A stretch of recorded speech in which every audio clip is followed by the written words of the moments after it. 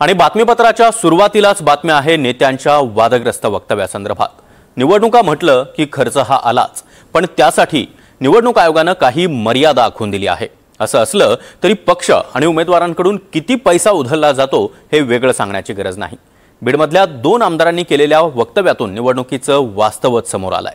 मात्र प्रकाश सोळुंके आणि विजयसिंह पंडित यांनी केलेल्या वक्तव्यानं वादाची शक्यता निर्माण झाली आहे। दोन्ही आमदारांनी नेमकी काय वक्तव्य केली आहेत आणि त्यावरून कसा वाद रंगलाय पाहूयात।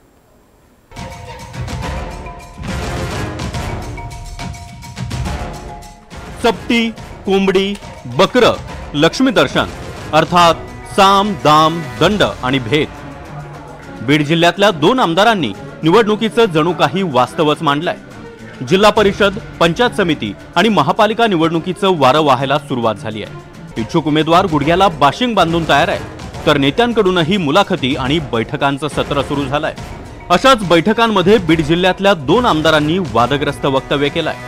यातले पहिले महाशय आहेत माजलगावचे राष्ट्रवादी अजित पवार गटाचे आमदार प्रकाश सोळुंके।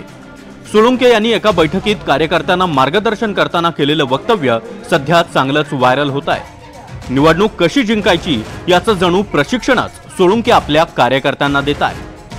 कार्यकर्त्यांनी या निवडणुकीमध्ये कसं मतदान घेतलं ते त्यांना चांगलं माहिती आहे आणि त्याच्यासाठी काय काय दारुगोळा लागतो। शेवटच्या 2 दिवसात कोणाला चपटी द्यावी लागते, कोणाला कोंबडं कापावं लागतं, कोणासाठी बकरं कापावं लागतं, कोणाला लक्ष्मी दर्शन घडवावं लागतं। हे सगळं त्याच्यामध्ये एक्सपर्ट बनलेले आहेत तुम्ही। सोळुंके एवढ्यावरच थांबले नाहीत। तुमच्याकडे दारुगोळा ठेवा, गोळ्याही घालाव्या लागतात असं खळबळजनक वक्तव्यही त्यांनी केलंय। आणि म्हणून उमेदवारांनी इच्छुक बनताना आपल्याकडे काय दारुगोळा उपलब्ध आहे याची सुद्धा माहिती आम्हाला द्यावी लागणार आहे।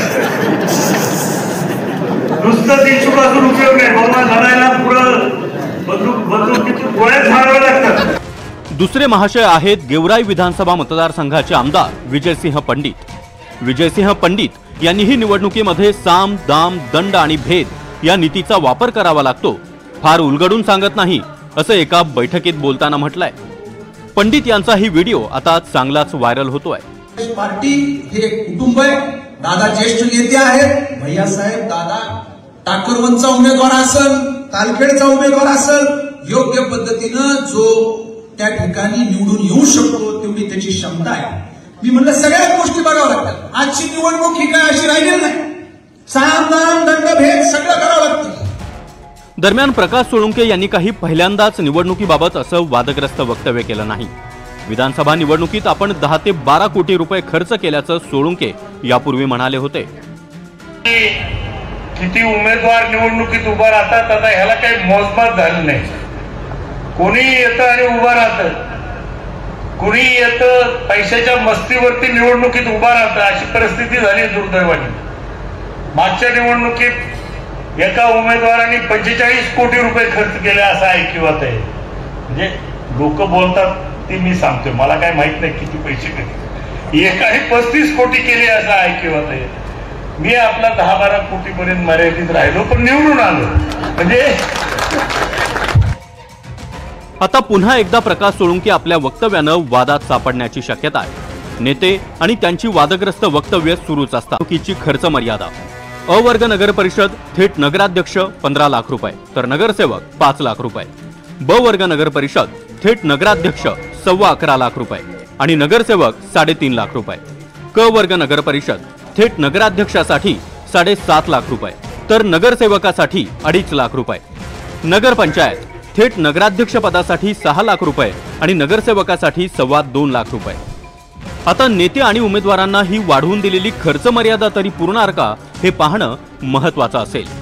Bureau report, NDTV Marathi.